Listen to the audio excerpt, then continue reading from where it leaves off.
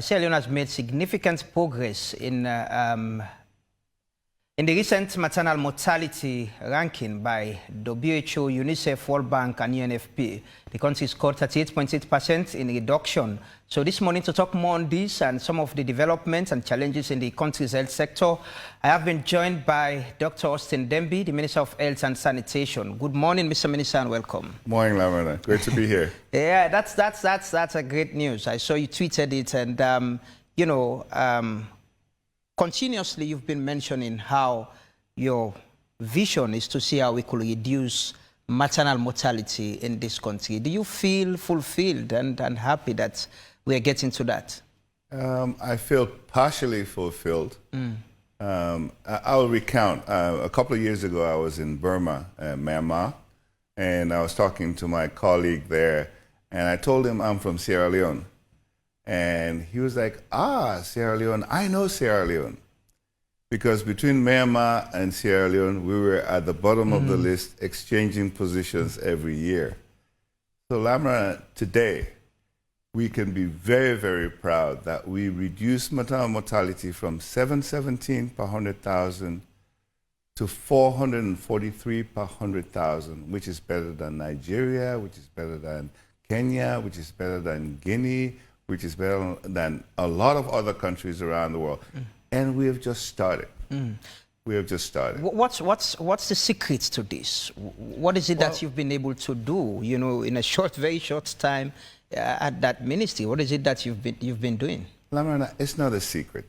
Yeah, I think that's what I like about the president. Nearly everything we do has a deliberacy and a purposefulness around it. So what we've done is shift the focus from initially all of the programs are disease-based. You're looking at malaria program or HIV or TB program. Right now what we've done is shift the focus to the patient or the client. So it's client or patient-centered approach. And what we've done for maternal health is to make sure that every pregnancy, in fact, we have a new app that we've developed now that's been field tested, that's going to register the pregnancy, and we will encounter and manage that pregnancy at every step of the way. Find out if there are comorbidities, if there's high blood pressure, we'll manage it. If there's diabetes, we'll manage it. If there are other infections, we'll manage it. And shepherd the way all the way to delivery. And I think what we've also done is ensure that we have basic obstetric care units at every district level. We have comprehensive obstetric care unit at every district level, and we're going down even further to the chiefdom levels. But most importantly is the staff. Now we've trained about 1,400 midwives in the country, and we're training even more. But it's the important part of it is not only to acquire the skills, but to change the attitude of the healthcare worker. When a pregnant woman comes in that space, the pregnant woman is the boss. And your primary responsibility is to work with that client to ensure the safe delivery. Success in our mind is when you have the safe delivery. Safe delivery. So we've come from 717. We set our target to get to 300 in 3 years. And usually this takes about 15, 20 years to get to that. But in just this past few years, we've dropped it from 717 to 400. And what we're trying to do now is to shift the goalpost, to move it down to 100 and bend the curve. Well, what is it that we've not been doing yet? Is it about accessibility or, awareness as well? It's a combination, because I think what has been happening is the initial focus was ensuring that pregnancies are delivered in facilities. So that's a good start. Ensuring that people are not delivering at home, and if you're at home and you have a crisis, it's very difficult to manage the crisis. Ensuring that they're delivering at facilities is critically important. But now what you had before was the facilities were not ready to manage these kinds of pregnancies, and people were dying in the facilities. So what we're doing now is upgrading the quality of care that you get in the facilities. So it includes physical infrastructure. It includes staffing and staffing complement. It includes equipment and supplies. It includes drugs. And we have 1,500 units in the country. such that 85% of the population has access to a facility within a 5-kilometer radius. So what we're saying now is, how do we bring quality to these facilities and make sure that everybody that comes in there is targeted to ensure that they have a safe delivery? The shift you spoke about, before now we have the free quality education, which is a government policy. Is it that is still working and you're strengthening on that in the health sector? Well, we're very, very grateful, because I think when this government started, the contribution to healthcare in the GDP terms was about 6%. Now it's 11.6%. And the free healthcare that we had was funded at about 7% initially. Now it's gone up to about 35% that the government is contributing to free healthcare. And the free healthcare is actually targeting lactating mothers, pregnant women, vulnerable children, vulnerable populations. So that's a group that we're really focusing on. Usually they will have like one shipment a year. Now we're sending drugs, about one shipment every quarter, to all of these facilities. And they're stocked. They have required drugs that they have available for them, and you have trained staff. So a combination of the trained staff, the combination of equipment and supplies, the combination of drugs availability is what's raising the quality that we're seeing now. But we're never, ever happy with what we have until we bring it down to less than 100. And that is what I want to ask about sustainability. How do we ensure that, like you mentioned, we continue to go down and not get to that point where we'll let our gas down, perhaps because of funding or resources, and then we go back to where we are again? So the model that we're using, again, this has been a very slow process. The model we're using is not to look at flashy objects. Yeah? What we're doing is a fundamental shift in our approach to healthcare delivery. So again, that fundamental shift assures sustainability. So a lot of what we're doing now is not bringing additional resources in there. It's better using the resources that we have to be able to focus on health outcomes. And I think that's for me, that's the recipe for sustainability. Okay, and you want to assure the public that we'll do better and not stagnate or even miss that point again? No. I want to assure the public that we're going to bend the curve. Okay. So we were gliding from 717 to 443 now. We want to drop it to less than 100 in the next few years.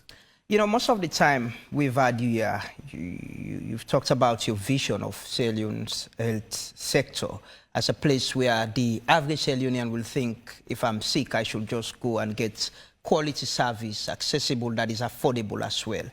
So far, what will you say about achieving that? I read recently you were in Bo, where oxygens were supplied. You were in Kono and other places. What will you say to achieving that? Well, something is happening in this country. We really should pay attention to what's going on in the health sector. We're not seeing it very clearly, but in fact, WHO, the regional director of WHO, sent somebody here. In fact, there's a big team that's here right now to understudy what Sierra Leone is doing.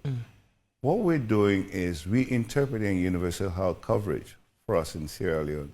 And what we're doing is using universal health coverage to ensure that everybody is factored into our thinking around healthcare, so that it's not by accident. And the way we're doing is to follow the life stages. From the pregnant woman to the baby that's born, we're ensuring that all of the services and programs are directed at that baby. All the way to kindergarten, ensuring that they're ready for school from a health standpoint. All the way to school health, all the way to university, all the way to adults, all the way to senior citizens. In every case, what we're trying to do is to ensure that we outline what are the programs that should be directed at that particular age category. What are the services that we should be directing there? And it's not just the services. We're setting targets that we work towards on a weekly basis, on a monthly basis, on a quarterly basis, to see how we're doing. And we're going national. And in all of this, you need the human resource. The human resource is critical for all of this. It's very, very critical for all of this. So what we've been doing is to say, instead of just random trainings that's going on around, is we've set ourselves a goal of how many doctors do we need in the country? How many nurses do we need in the country? How many midwives do we need? How many technicians do we need in the country? After setting those targets, then we start working towards training them. So for example, Commerce, the only medical school in the country, used to train about 30 to 40 doctors a year, graduate 30 to 40 doctors. Last year, we enrolled 300 in one go. Last week, I was in Jala. We're trying to see how we could expand the medical school to Jala as well, and using maybe Unimac as well. So we will look at increasing the number of doctors that we train from 50 to a year to at least 200 to 250 a year. So that's on the doctor side. On the nursing side, we're going to try to see at the national level, how do we look at training these nurses and deploying them? And midwives, you know, actually in Kenema, we have a new midwifery school that's going to be state-of-the-art midwifery school. It's got a local radio station in there. It's got a skills lab. It'll be enrolling about 300 to 400 students. And we will ensure that throughout the country, we train our midwives. But the critical piece about all of this is that we're not focusing on just training. We're looking at forecasting the need, training towards that need. Yeah. We're looking at deployment so that it's not everybody that's it's sitting in centralized, Freetown. Yeah. Deployment, and we're looking at retention. So that it's a very comprehensive approach, and that's what you're seeing going on. So right now, in the past 4 years, we've trained about we've recruited about 5,000 healthcare workers. In fact, right now they're just completing the PIN codes for the last 1,500 that should be ready by the end of this week or next week. But we're hoping that we could really strengthen the human resource. But the critical piece, Lamrana, it's the training and the attitude of the healthcare workers. Yes. Which is vitally important. And I think that's what we'll be working on, and we're seeing dramatic shifts. And that is what I want to ask as well, about building confidence in the system, where the average Leonean will, I should go get some public health service. I should go to the government hospital in my community, rather than, you know, go to one clinic where, you know, you get complications as well. How are you intending to build confidence and trust in the public with the services that are being provided? So I'll cite an example that gives you real confidence. You know, normally in a hospital you see 100 patients or 200 patients, something like that. You remember when we had that small incident at the stadium in Bo, where a small column collapsed and children tumbled over? All of those children were rushed to the Bo government hospital. The Bo government hospital was able to manage all of them and send about 250 of them home on that same day, observe the others, and nobody died. Nobody died. That is telling you that the system is robust enough it's able to respond to shock. The doctors were there, the nurses were there. There's a new oxygen factory there on the property. There's a new pharmacy that's there. And it's not just Bo, that's what you see in all of the provincial hospitals across the country. Usually people die from oxygen, need for oxygen. Now we have about 5 major oxygen factories in the country, at 34, at Connaught Hospital, in Bo, in Kenema, in McKinney, and we have about 7 more coming for the country. So we're building from the bottom up. The institutions are great, like this maternal mortality that we're talking about. Amrana, it's across the country. Now, PCMH on their own, they were able to drop maternal mortality last year by 60%. So these are the issues that build confidence in the public. And if people understand this and, you know, they know if I go, I'll get the treatment, you know, and I can be treated and, you know, treated professionally by the doctors, then they will want to go again. There is the proliferation of health clinics, hospitals. And if you follow, I know you follow some maybe on social media, you'll see people complaining about deaths in private hospitals, and it comes back to the country's health system. People blaming government and the ministry. How do you address this? So there are two aspects of that. First, we want to strengthen the public institutions. For example, at Connaught, everybody, when I got here about 2 years ago, what you saw was filth, was dirt, was doctors on strike. It was really horrible. And it's funny because people's perception hasn't changed. If you go back to Connaught now, the amount of changes that are taking place there, the annex has been upgraded, the theaters have been upgraded, the dialysis machines are fully functional now. There's a stroke wing that's being developed. We're building the outpatient department. We're building the intensive care unit. All of the top surgeons and doctors are over at Connaught. But the intention is public perception of what Connaught is like a secondary place. I want to go to these other private places first. They don't know the quality of what's going on. So again, I think that's our responsibility to change public perception. And I think we want to do that across the board. I cite this example of Maburuka Hospital. It's one of the cleanest I've been to until I went to Moyamba. Moyamba Hospital is even cleaner than Tonkolili. But what I saw at Maburuka is the paramount chief took his friends to go show them his hospital. That is, for me, the mark of confidence in the facility. With these private institutions, we have the Medical Council, that's a regulatory body, that should pay very, very close attention to these bodies in sanctioning their opening and their functionality. We will pay very, very close attention to those going forward and ensure that they meet standards, and if they don't meet standards, we shut them down. But we will focus on building the public institutions and ensuring that we have an alternative. Most of it is free, most of it is reduced or discounted prices.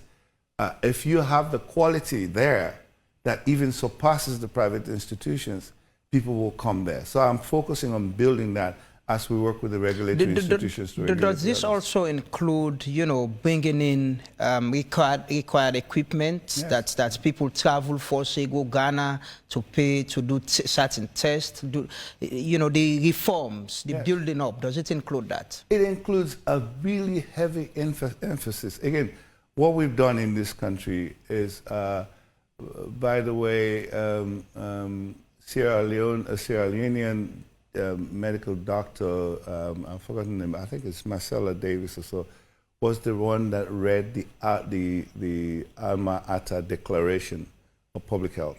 So for the past 40 years, we've really focused on public health, and we've done very, very well in that space. What we've done is really at the expense of secondary and tertiary facilities. So what I am doing is recalibrating and reinvesting in the hospitals, the district hospitals and the tertiary hospitals. So in terms of diagnostics, in fact, we just got a benefactor that gave us some resources. We're going to get a new CT scan machine over at Connaught. We're actually going back to the diagnostic center, the cancer diagnostic center, and actually we have in discussions with Varian because the initial plan was to bring the Cobalt 60, the old Cobalt 60 machine for diagnosis and therapy. Now we're going to a linear accelerator. Okay. It's like having... With Varian? With Varian. It's like having a button phone and a smartphone. So we're planning for today and for the next 20, 30 years. So we're working with Varian now to bring in the linear accelerator. So I would say in the next few months, you'll see something going forward. And I hope that in the next year or two, we will have that capability here, not only in the public sector, we're also working with the private sector to bring those assets into the country. Yeah, earlier I asked you about accessibility. Recently I saw you were in the news on donation of ambulances to Connaught Hospital. And, there's been this case of when people are involved in an accident or people are sick, you see them being put on Okada, Keke, being rushed to hospital. And, some time ago, before you were appointed minister, the president launched ambulance services across the country. Yeah. And people have been asking, we had Ebola, we bought a lot of ambulances, and where are they? Why are we not using them? So the thing with ambulances, it's a concern for us. The ambulances that were bought during Ebola, I mean, you go to a lot of these hospitals, you see them on bricks, you see missing tires, missing winch. So a lot of those are broken. So what we're trying to do is recapitalize the ambulance service. So right now we have about 100 plus ambulances. We have a really very, very good ambulance service focusing on the 117 and the digital call-in and a good response. What you've had is a situation where the National Emergency Medical Service and NEMS has the ambulance service, but at the same time what we're doing is also giving ambulances to some of the hospitals directly. Well, these ambulances that go to some of the hospitals, they don't seem to have a culture of maintenance. So you give them the ambulance, and the first day the windshield cracks, that's it. The tire blows, that's it. So what we're trying to do is to recapitalize NEMS and consolidate the ambulance service and have a system where you could not only look at the fleet itself and the call and turnaround times, but you're looking at a maintenance culture that will be decentralized, looking at fuel. I mean, if you have an emergency, that's not when you go buy the fuel. Yeah. So having advance payments to secure the fuel is where we're going with this. So we'll consolidate the ambulance service. We'll ensure that there's a maintenance culture. We'll ensure that there's fuel in readiness for expanding services. So again, we're working with the World Bank. We're working with multiple partners to be able to reinvigorate the ambulance service. It's critical.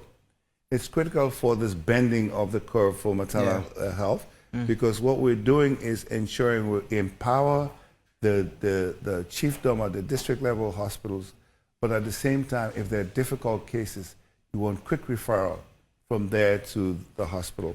What we're also thinking of, we've started working on it right now, is to have trauma centers strategically placed throughout the country, such that if you have an ambulance, if you have an accident, you're able to access a trauma center within an hour, a critical hour. So right now you have the emergency hospital here, you have the Masanga hospital that we're going to commission fairly soon. And so what we want to do is to look around the main thoroughfares, around Shebrema, around Tayama, around Kono, to see if we can have trauma centers that will be able to take care of accident victims. Very recently, last year, Sierra Leone, has been celebrated as one of the countries, that has been able to reach a certain percentage of COVID-19 vaccination globally. Are we still getting vaccinated? Are people still getting vaccinated, or we've reached the threshold? No, Lamara, you should have been in Addis 2 weeks ago. The president gave a master class on preparedness and response. So a lot of people don't really understand, because when it's not a crisis, people don't notice it.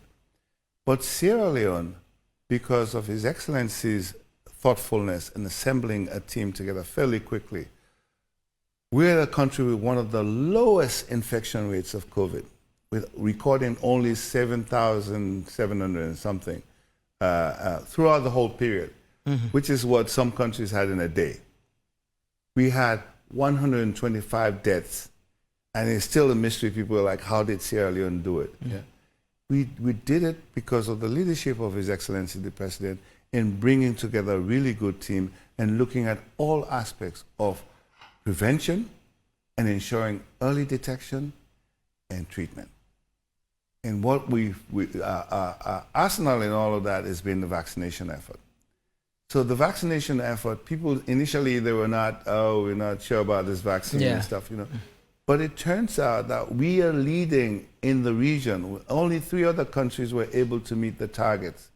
So what we did was, with the President's leadership, he was first to get the vaccine, and the First Lady, and all of the cabinet ministers, and everybody, across party lines, people took the vaccine.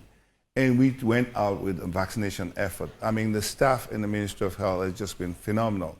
We went to the distant places, remote areas, to ensure that people got the vaccine.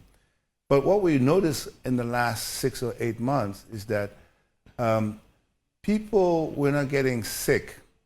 And so it's very difficult for them to go out and stand in line for 2 hours or so to get vaccinated. So we shifted focus. We were taking the vaccine to the people. And so the teams were going out door to door and ensuring that people are vaccinated. So it's a lot more convenient for them. And one of the other things that we had that's really been helpful to us are the mobile buses. The mobile buses were going to remote areas. And when they go to remote areas, the big shiny bus attracts a lot of people. They come in for services, and at the same time, they get vaccinated as well. So that's how we were able to reach those numbers. But COVID is not gone yet.